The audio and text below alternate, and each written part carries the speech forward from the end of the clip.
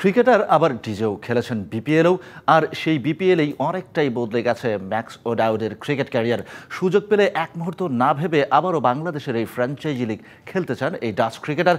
বাংলাদেশের খাবারও দারুণ উপভোগ করেন, পছন্দ করেন মুস্তাফিজ ও সাকিব আল হাসানকে। সিলেট থেকে শাহরিয়ার হোসেনের রিপোর্ট। নেটে যে ব্যাটিং করছেন বিপিএল ফলো করলে তাকে চিনে ফেলার কথা, যদিও এখন নাও চিনতে পারেন, কেননা বিপিএল এর সময় তার ছিল ঝাঁকড়া চুল। পুরো নিউ লুকেই এবার বাংলাদেশের বিপক্ষে সিরিজ খেলতে এসেছেন ম্যাক্স ওডাউড। ক্রিকেটের বাইরেও ম্যাক্সের আরেকটা পরিচয় আছে, তিনি বেশ ভালো ডিজে। যদিও ডাচদের ক্ষেত্রে এমনটা নতুন কিছু নয়, ব্যাট বলের বাইরেও বেশিরভাগেরই আলাদা প্রফেশন আছে। কেমন কাটছে তার মিউজিক্যাল লাইফ, কেনই বা চুল কেটেছেন, জানতে চাওয়া তার কাছে। আসলে ওই চুলে আমাকে প্রায় 20 বছর বেশি বয়স্ক লাগছিল, তাই আমার সঙ্গী বলল এগুলো কেটে ফেলার সময় হয়েছে। ডিজেইং আমি এখনো করি, তবে আগের মতো নিয়মিত নয়। তবে যখন সময় পাই তখন উপভোগ করি।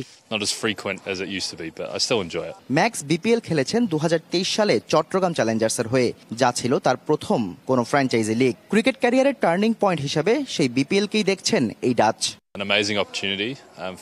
আমি তখনও ফ্র্যাঞ্চাইজি ক্রিকেটে নতুন। প্রথম টুর্নামেন্টই ছিল বিপিএল, এমন এক দেশে যেখানে ক্রিকেটে এত উন্মাদনা আর দুনিয়ার সেরা কিছু খেলোয়াড়ের বিপক্ষে খেলার সুযোগ। দুর্দান্ত অভিজ্ঞতা ছিল, শেখার মতো পেয়েছিলাম অনেক কিছু। বাংলাদেশ সম্পর্কে বেশ ভালো অভিজ্ঞতাই আছে ম্যাক্সের। এই দেশের খাবারও তার অনেক পছন্দ। বাংলাদেশের ক্রিকেটারদের মধ্যে পছন্দ করেন মুস্তাফিজ ও সাকিব আল হাসানকে। বাংলাদেশে বিরিয়ানি খেয়েছি, কয়েক ধরনের কারি খেয়েছি, বিশেষভাবে মাটন খুব উপভোগ করেছি। ক্রিকেটার হিসেবে মুস্তাফিজুর রহমানকেই বেছে নেব। সে সত্যি মানসম্পন্ন বোলার, সে অসাধারণ দক্ষতার অধিকারী। আর অবশ্যই সাকিব আল হাসান, যিনি দারুণ একজন অলরাউন্ডার, নিঃসন্দেহে সর্বকালের সেরাদের একজন। আবারও বিপিএল এর সুযোগ পেলে এক মুহূর্ত ভাববেন না ম্যাক্স, মুখেই আছেন সেই সুযোগের। Shahriar Hossain, DBC news, Sylhet.